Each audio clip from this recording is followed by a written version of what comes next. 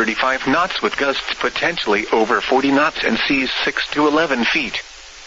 Wear coastal waters from High Island to Freeport, Texas out 20 nautical miles, waters from Freeport to Matagorda Ship Channel, Texas from 20 to 60 nautical miles, and waters from High Island to Freeport, Texas from 20 to 60 nautical miles.